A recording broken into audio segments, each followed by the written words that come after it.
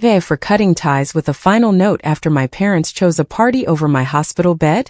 My name is Lauren Mitchell. I am 34 years old, and until recently, I was destroying myself working as an account manager at a marketing agency in downtown Los Angeles. And I say destroying myself because it was not just an expression. It was literal. But let me go back a bit. I have spent years working myself to the bone to save money and be able to buy something of my own. A small place, whatever, just mine. I still rent a one-bedroom apartment in Echo Park, nothing fancy, and every month when I pay the rent, I feel a strange anger. As if I were throwing money away. I know that is how it works, but it still hurts. That is why I started giving more and more of myself to work. Extra projects. Campaign wrap-ups. Presentations. Meetings that dragged on. After-hours emails. Sleep was a luxury. I lived on 4 hours of sleep, coffee, and whatever I could grab quickly between one meeting and another. Sometimes a sandwich. Sometimes a quick salad. Sometimes nothing. And I supposedly, toughing it out. The day everything happened started like any other. I woke up at 5:30 in the morning. I made coffee. 2 cups. I showered almost on autopilot, and by 7, I was already in my car heading to the office through the early morning traffic. At that time, the freeways had not turned into chaos yet. We had a big presentation with an important client. I had been putting it together for weeks. Everything had to be perfect. At about 10 in the morning, I was reviewing numbers and the budget when I felt a pain I had never felt before.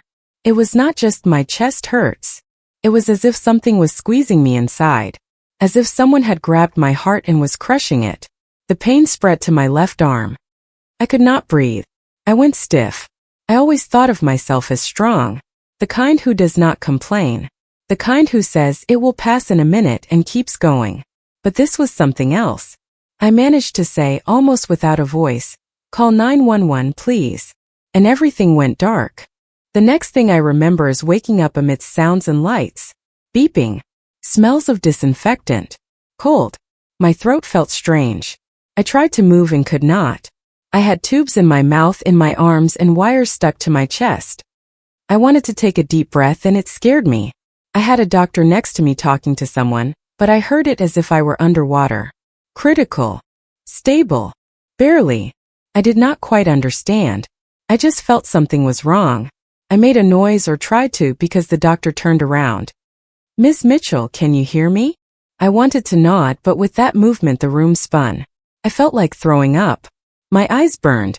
And before falling back asleep, the only thing I thought was, how foolish.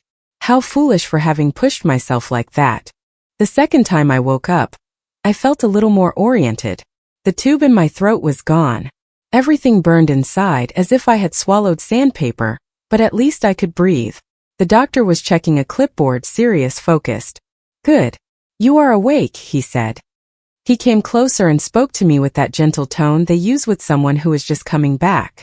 "I am Dr. Michael Reed. You have been here for 2 days. How do you feel?" I tried to answer and a raspy voice came out, like I got hit by a truck.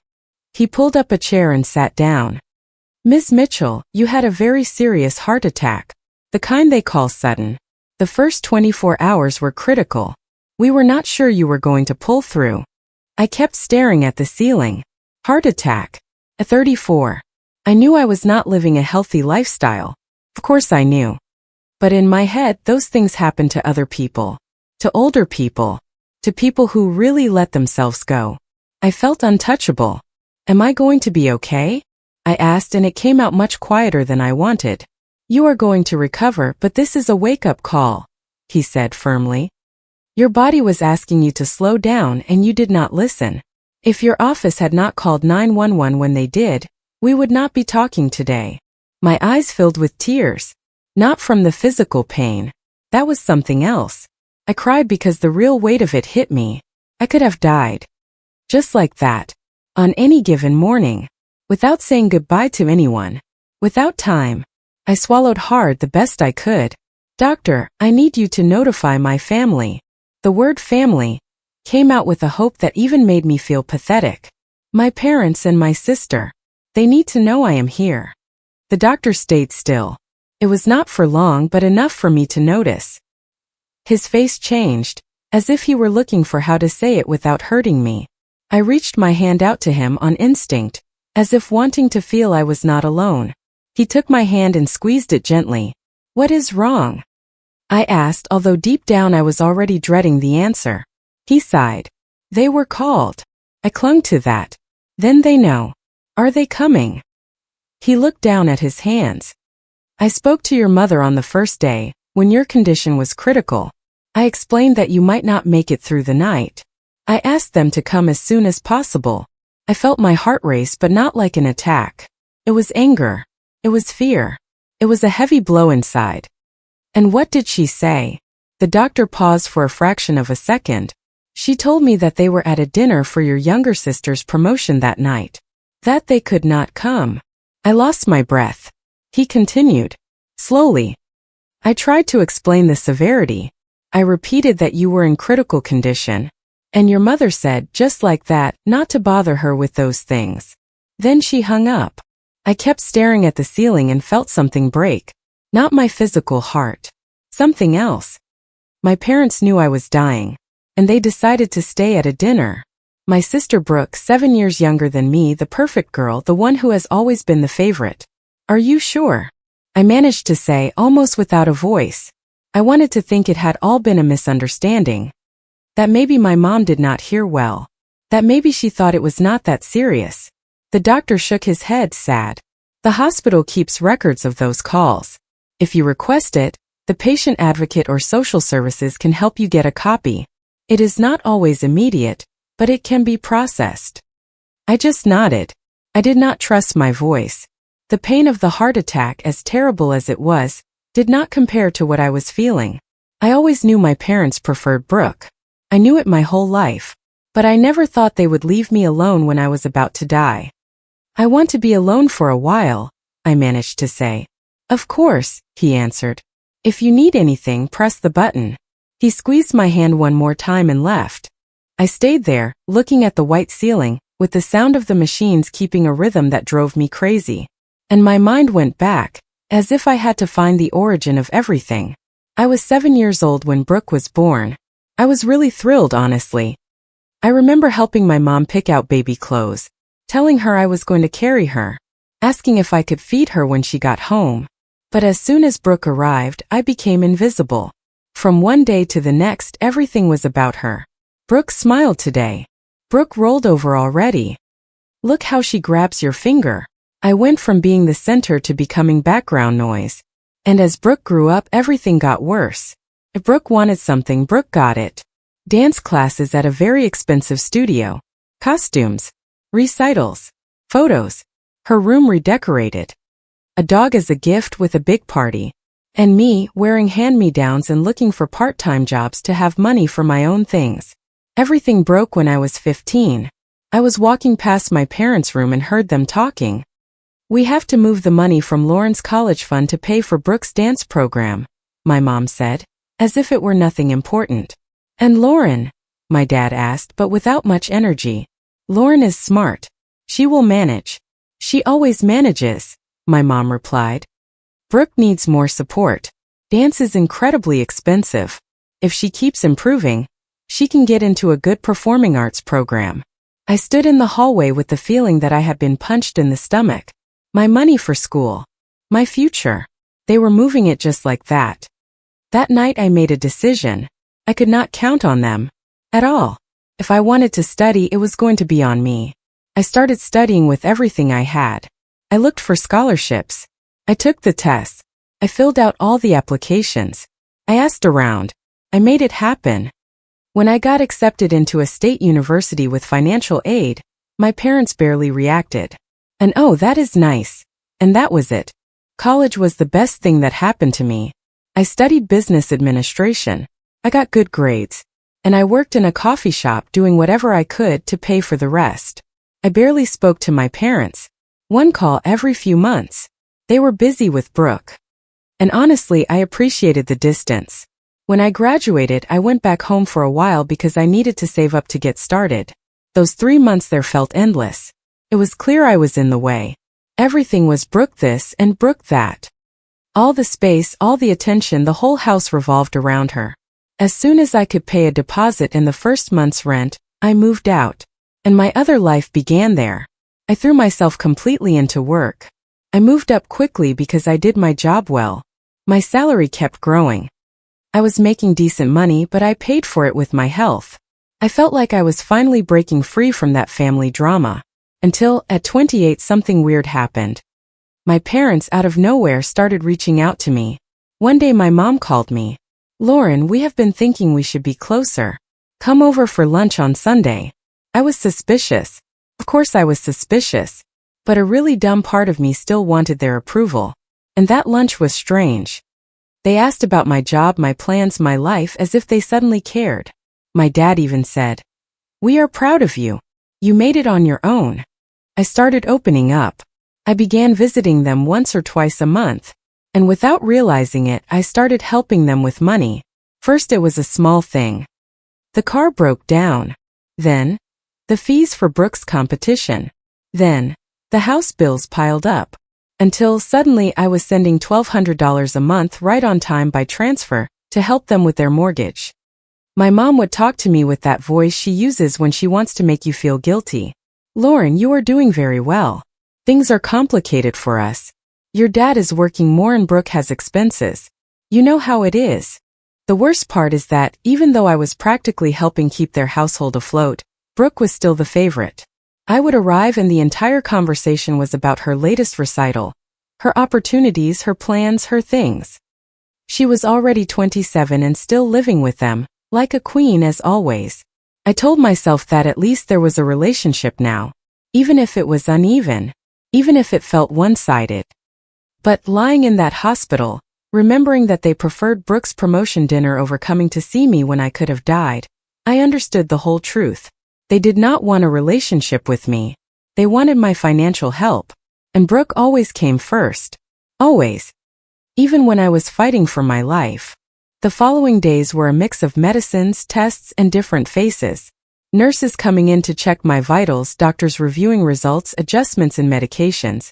I was improving slowly. Every day a little bit more. What kept me going the most in those days were my coworkers. They arrived with flowers, a card, office gossip to make me laugh. Even my boss came. Mr. Greg Harlan arrived on the third day. He brought a basket of fruit and a card signed by everyone. "How are you doing?" he asked me sincerely. "Better every day," I told him. "You scared us. Really. Take all the time you need. But tell me something, Lauren. Have you been working too hard?" I let out a breath. Yes.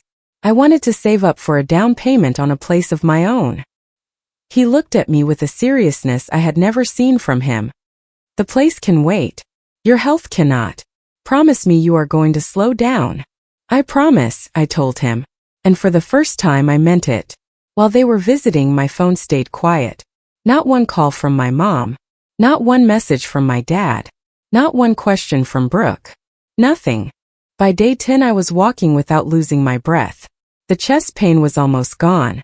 Dr. Reed was happy. "You are doing very well," he told me on the morning rounds. "I think in a few days we can discharge you, but I want you to take at least a month off work. You seriously need to rest. Go to a quiet place." "A month," I said, and the automatic reflex came out. "But I have projects." He cut me off firmly without being rude. "If you go back to extremely long hours and high pressure, you will be back here in less than 6 months. This heart attack was your body screaming. If you do not listen to it, the next one might be your last." It hit me like a bucket of cold water. I always thought I could handle anything. And that hospital was showing me I could not. "You are right," I said. "I am going to take the month." The 12th day I did something I should have done years ago. I opened the banking app. I went to scheduled transfers. There it was. Crystal clear. $1,200 every month to my mom's account like clockwork. It always went through mid-month, almost always on the 15th. I kept staring at that screen for a long time. Years helping pay a mortgage that was not mine, while I was working my soul away at the office. And they, when they thought I was dying, said not to bother them because there was a dinner. I canceled the transfer. Just like that. A button. Confirm. Done. That same day my phone started vibrating. Not immediately, but persistently. My mom called me in the afternoon. I saw the screen and did not answer. She called again. Again. On the fourth call, I turned off my cell phone. It was not hard to imagine what it was about. The date was approaching and the money did not hit. The next day, Dr. Reed came in with the paperwork. "We can discharge you this morning," he told me.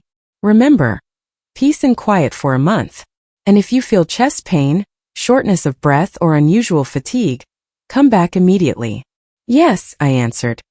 "Thank you for everything, doctor. You saved me." He looked straight at me. "I did my job. But promise me you are going to change your life. It is not worth living like this." I nodded. Before leaving, I asked him a favor. "Doctor, it sounds odd, but if my parents come looking for me today, could you not tell them I already left? I prefer they find out on their own." He raised his eyebrows. "That is an unusual request." "I know," I said. "But they are not coming for me. They are coming for the money. I want them to walk in and see the empty room." The doctor thought for a second. "Due to privacy rules, I cannot give them information without your authorization. So yes, I understand. I also left something behind." I took a piece of paper and wrote a note, with firm handwriting. No frills. "Mom, Dad, when you read this, I will no longer be here. I know you came because you realized I stopped sending you money. I am not going to give you another cent. And I never want to see you again. For me, this is over. Lauren." I left it on the bed. And I left. Back at my apartment, the first thing I did was call Mr. Harlan. "Hi, it's Lauren. I got discharged." "What a relief," he told me. "How do you feel?" "Much better. The doctor wants me to take a month to recover. Is that okay?" "Of course. Take whatever time you need. We will manage things here." "Thank you. I was thinking of going to a quiet place for a few days. Some rest. Clean air." "Perfect," he told me. "You earned it." I hung up and started looking at options. I found a wellness retreat in Big Bear Lake. Yoga, healthy food, massages. Up in the mountains with a lake view. It sounded like exactly what I needed. But first I had to close something once and for all. I opened my contacts and blocked 3 numbers. My mom's. My dad's. Brooks. I was not interested in hearing what they had to say. Not after everything. The next day I rested and packed a suitcase. It was incredibly strange to be in my apartment right in the middle of working hours without rushing, without emails, without meetings. And at the same time it was peace. For the first time in years my chest was not tight from stress. The morning I was going to leave I was already set, with my suitcase near the door, when I heard loud banging. They were not knocking. They were banging hard, as if wanting to break the door down. "Lauren, open up right now." It was my mom's voice. I had never heard her this angry in my life. My heart raced, but not from illness. From pure adrenaline. I peeked through the peephole. All 3 of them were there. My mom with a flushed face. My dad with that stern expression he puts on when he wants to be in charge. And Brooke with her arms crossed, in the hallway of the building. "We know you are in there," my mom yelled. "Your car is parked right outside." The banging echoed in the hallway. In an apartment building, you hear everything. I managed to hear a door opening a little further down. I took a deep breath and spoke without opening. "Go away. I do not want to talk to you." "How dare you?" my dad yelled. "Open the door." "No," I said firmly. "If you do not leave, I am calling 911. Then Brooke spoke with that sweet, fake voice she used as a kid when she got in trouble. "Lauren, please. We want to understand what happened. We read your note and we are very confused. Why are you being so harsh with us?" I almost laughed. Me harsh? I stepped closer to the door so they would hear me clearly. "Do you want to know why? Because when I was in the hospital after my heart attack, and the doctor told you I might not make it through the night, you decided to stay at Brooke's promotion dinner. I already saw the call records. My mom said not to bother her with those things." There was silence. A heavy silence. Then my mom started to cry. That dramatic crying she always pulls off when she wants to make someone feel guilty. "We did not know it was that serious," she said between sobs. "He did not explain it well to us." My face flushed with anger. "He did explain it. He told you I was critical and that I might not make it through the night. You understood it. You just did not care. That is not true, Brooke said, and now she actually sounded genuinely annoyed. Mom and Dad love you. They always say they are proud of you. Only when they need me to send money, I replied. And that is why you are here. Because I stopped sending the $1,200. My mom's crying stopped cold, as if someone had muted her. We have bills, she said, no longer crying with a hard voice. You said you were going to help us with the house. I never promised you anything, I answered. You pressured me. You made me feel guilty. And I was foolish enough to fall for it. It is over. You cannot just cut us off like this, my dad yelled. We are your parents. I leaned against the door. My throat tightened, but I was not going to back down. You stopped being my parents when you did not come see me when I was fighting for my life. Now step away from my door. You are exaggerating, Brooke said. We had plans. It was my promotion. I earned it. There it was. The truth without a filter. Even now, her event was more important than my life.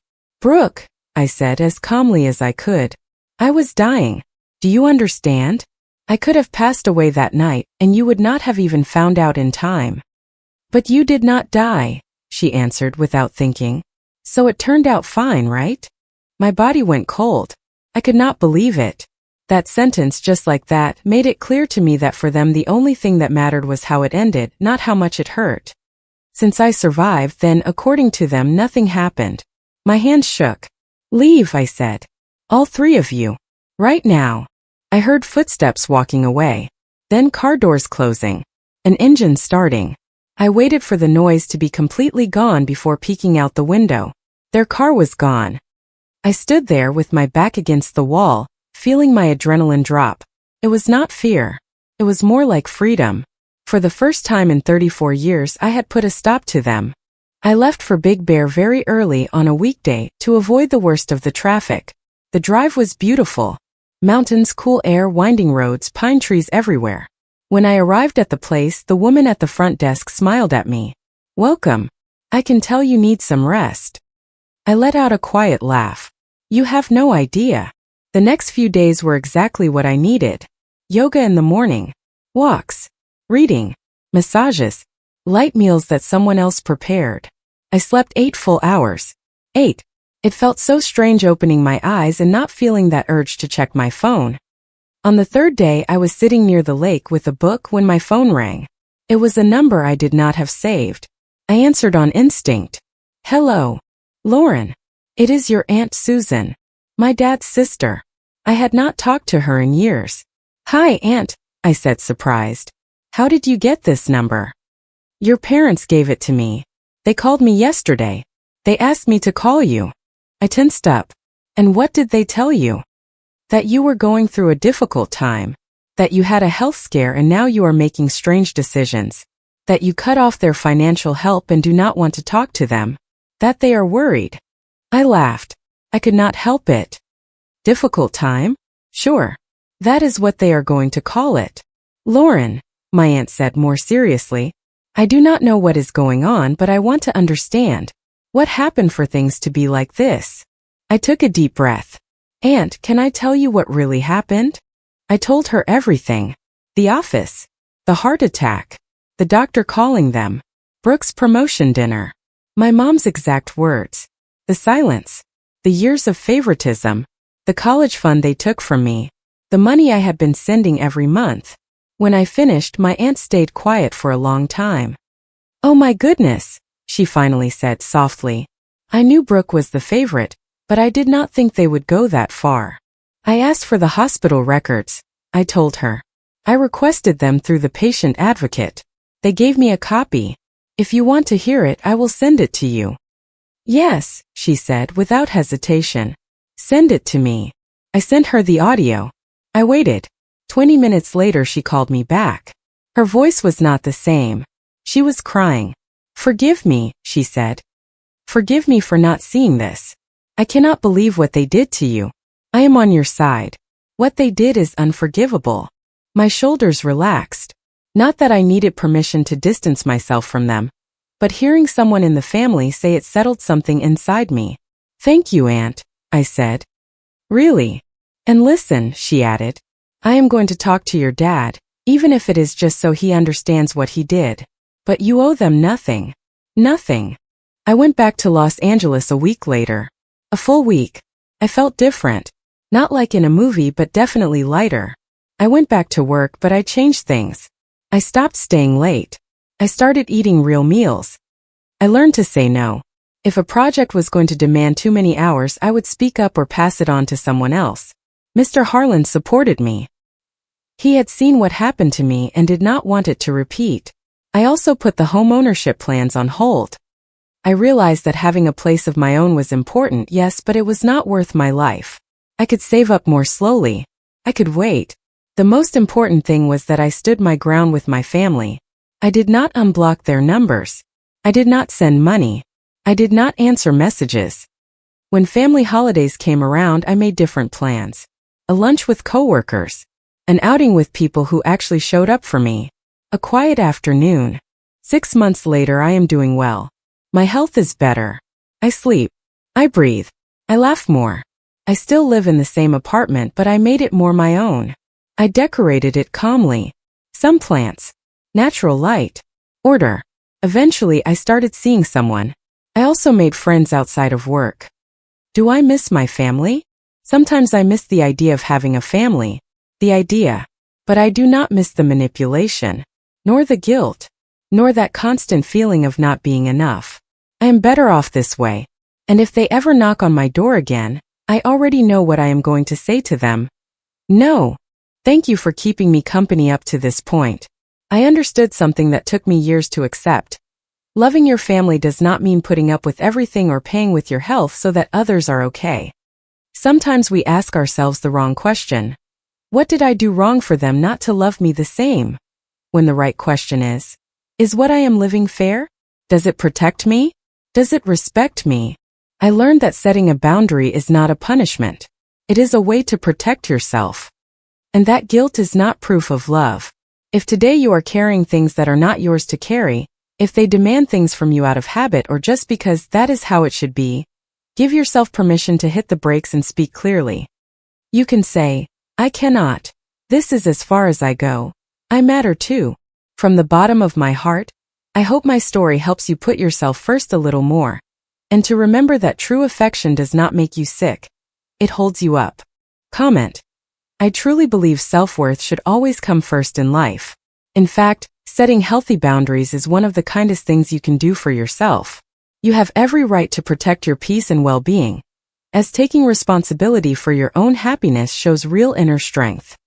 True healing starts when you decide you matter just as much as anyone else. I hope you take a moment to reflect on the relationships in your life. Choosing peace over constant emotional drain can transform everything. Be kind to yourself as you learn to set those limits, and remember that genuine care never asks you to sacrifice your health. Thank you for being here with me today. I hope this encourages you to put yourself first more often. If you liked it, don't forget to leave a comment and support the channel by subscribing. See you in the upcoming stories.